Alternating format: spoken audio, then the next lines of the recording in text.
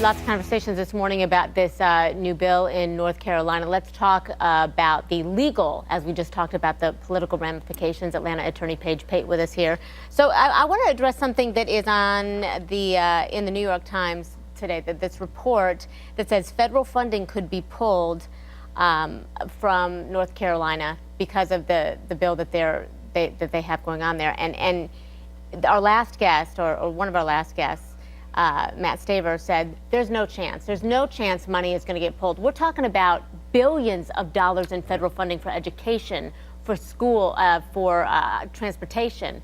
What is the protocol here when it comes to the passage of a bill like this and the federal government's responsibility fiscally?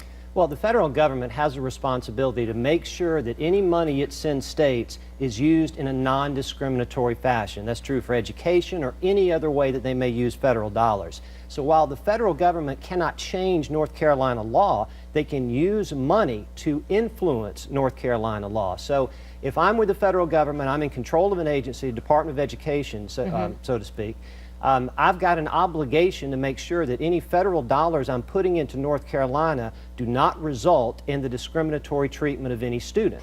So if I think this particular legislation is going to have a discriminatory impact, I can withhold that money. Now, it's not an easy process. Nothing like this has been done to this level that we heard mentioned just yesterday. So it would be very new and very different, and a lot of court challenges, no question, from both sides. Well, but do you see an open door for the challenge to be there with this bill? I do, but more importantly to me, I see a constitutional challenge right out of the gate. I think this North Carolina law and the Mississippi law as well, completely unconstitutional just the way it's written. You don't even have to wait to try to put this law into effect to realize it is not going to survive a constitutional challenge. But I don't think the proponents of these laws really care. I think the whole point is to try to send a political message, because legally they cannot believe that these laws are going to withstand challenge. I mean, Victor mentioned earlier about the Attorney General in North Carolina refusing to defend this law. That is a huge step. The Attorney General's primary job, it's true in Georgia, North Carolina, and most states,